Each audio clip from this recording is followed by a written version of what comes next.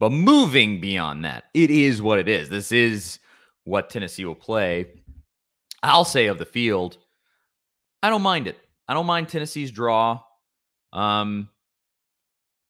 It's not perfect, but it also, I mean, an Elite Eight is there. You will play Arizona in the Elite Eight, and that's scary. But an Elite Eight is there. And I think I'm not going to say easily. You have to go through likely Villanova. Yeah, Villanova is the one in the Sweet 16. That to me is the game. If you get past that, I'm feeling pretty good about Arizona. You've beat them once. Yeah, it's that Villanova game for me. It's Colorado State or Michigan is your second round game. You are comprehensively better than both of those teams. Michigan's given you heartbreak before, though. Yeah, well, it'd be a nice little redemption or Jim Beeline. Beeline is no longer the coach there. Yeah. So I have a little more confidence against Juwan Howard, as he has shown that he's not a great basketball coach. But sure, he could get suspended in the first round if he knowing him. That's true. He might want to fight Rick. I don't know. Yeah. Please do. I want to see Vescovi and Plavsic out there just defending Rick Barnes. Can you imagine? But in Rick's defense, he is a huge gamesmanship guy. He would never like call a late timeout or whatever Wisconsin's coach did in that game. Rick would never do anything like that. Yeah. So I think we're clear of a Juwan Rick fist fight, but that's potentially your second round. I actually think Colorado State, you could very likely see them. It's a decent matchup with Michigan. It could go either way. And I think Michigan's sort of consigned, first of all, they shouldn't even be there. They won 17 games. That's ridiculous that they are in, and Texas A&M is not. It's stupid. It's choosing brand over actual resume. Mm-hmm. Just more of an indictment of the committee. But beyond that, Villanova, likely, obviously, anything can happen. Tournament is luck a lot of the time. In this, you saw it in the SEC tournament. You probably could have been playing. All of us thought we would be playing Auburn in that spot, and you play Texas A&M. You never know. You never know what's going to happen. Villanova, nobody ever nails these. Nobody ever nails these brackets. Never.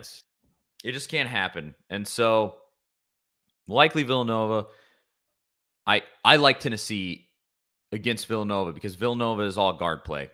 They don't have a great inside presence. I think Tennessee, I won't say they could bully them down low. Villanova is very, very good.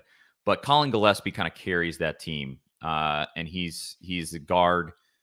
And really, this is analysis for next week because, we won't play them until after our next show if we play them. But if Tennessee fans are going to ask you, why they lost to them the first game by what, 18? A lot, yeah, got blown out. What happened in that game that caused Tennessee to lose that they can overcome in this game? Real quick. Tennessee could not be more different from that team that lost to Villanova. That's why I have confidence when I look at that.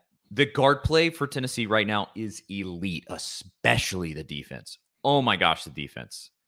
And you just see against Kentucky has some of the best guards in America, and Ty Washington, Severe Wheeler.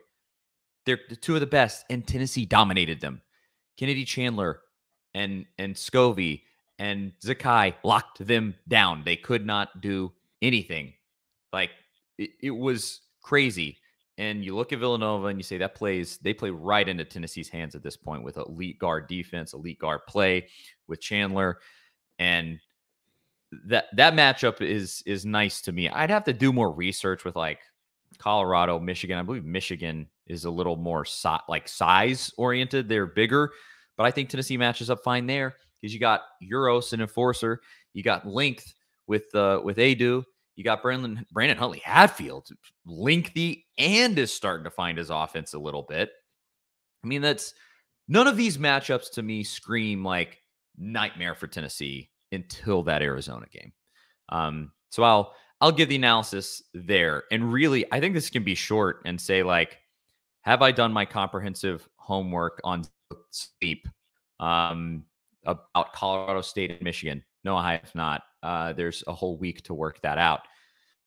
But there's no excuse. you should not even get touched by Longwood. That shouldn't even be much of a contest. And then second game, you are far better than both of those teams. Beat them. That's all. That's all I'll say. I don't even leave the door open. There's really no excuses to lose to any of those teams unless there's just some freak crazy performance, which happens. It does happen, and we'll talk about that then. But there's really no excuse to not have Tennessee still in the tournament when we do this podcast next week. Would you be more nervous about a Sweet 16 matchup against Villanova or Loyola Chicago? Oh, give me Loyola Chicago. Tennessee would smash them. Tennessee would lay the wood to Loyola Chicago. Oh, give me Sister Jean, dude. Oh, I want it. Time for the revenge. Yes. That would be Austin Stanley's the one that pointed out on Twitter about how there's a lot of potential revenge games for Tennessee in this bracket, and it would be kind of nice to neat to see them go get some revenge against Michigan. That was that Conzo's last year, the Michigan. Yeah, I was there. Loss. I was at that game. And then the Loyola loss, which is still a tough one to swallow. To get some revenge there, that would be pretty fun. It's a good story going through. I mean, you want to talk fairy tale ending? You make a Final Four going through Michigan and Loyola Chicago. You get those, throw that off your back, and then you get to play Arizona again. You beat who is arguably the best team in the tournament, in my opinion. It's either them or Gonzaga. It's kind of 1A, 1B to me personally. You get to beat probably the best team in the tournament, make a Final Four. I mean, it just is poetic, man. But 1,000-foot view, I'll say this of this draw for Tennessee. Let the 3 seed be motivation. I actually think it's perfect in that sense. You got shafted. They don't respect you. If I was Rick, that's exactly what I would be telling them behind closed doors. These guys don't respect you. They think Coach K's little temper tantrum is they respect that more than they respect you, and you just won the SEC tournament. You dominated the SEC tournament. That's what you're telling them behind closed doors. I mean, there's plenty of bulletin board material here, and you can hype these boys up. I have full faith at this point in Rick. He did things I didn't think that he would do at Tennessee. He's proved me wrong, and now go do it. This is Tennessee basketball may never get better than what you have right now. I mean, to ask them to get better than this team where you dominated the SEC tournament and look like one of the best teams in America, you can't get much better. You can be Gonzaga and be the overall number 1 seed. That's about how much better it could get. So, yeah, ultimately the seeding, ultimately, I know we've made a huge deal about the seeding. It really doesn't matter. Like when it comes to will Tennessee advance to the Final Four or not, that doesn't change anything to me. Like it really matters nothing. It's just the respect thing and just the fact that it was Duke and we know what happened. Like we all 100% know what happened and it's shady and it shouldn't happen. That's where the anger kind of comes from, not as far as Tennessee's path to a Final Four. Everybody in this tournament has to win 4 games to get to a Final Four. There's no exceptions to that. Well, a couple of them would have to win 5 games. But outside of that, everybody has to win 4 games to get there. You're not any different. The path doesn't change. It's all there for Tennessee. All of these teams. There's no team in your quadrant, I would say, that is clearly better. In fact, Tennessee is clearly better than all of the teams in their quadrant. I think it's close with Villanova, but I think they are the better team. When you put all of the pieces together working well, when Tennessee is a well-oiled machine, they're better than that Villanova team. I think I watched a lot of that Villanova team. The Tennessee is better than them. That's the thing about the seeding thing is like everybody knows that about college basketball. These teams are so different in March than they were 3 months ago. But you're seeding based on what happened 3 months ago, more so than what happened this week, apparently, because like you said, it feels like the SEC tournament didn't matter at all. The only way it was going to matter is if a Texas A&M won and got an automatic bid or something like that and kind of knocked somebody else out.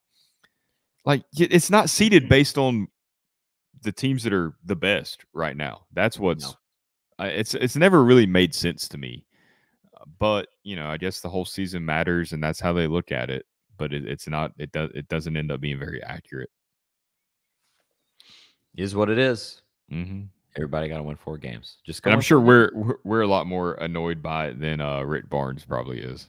Oh yeah, Rick's not dwelling on it like we are. Rick is letting us dwell on it. He said, he's kind of that guy that's like, oh, they'll do that for me.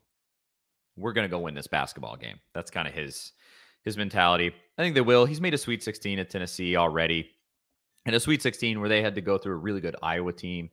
So he is at least good to getting to that point, the Sweet 16.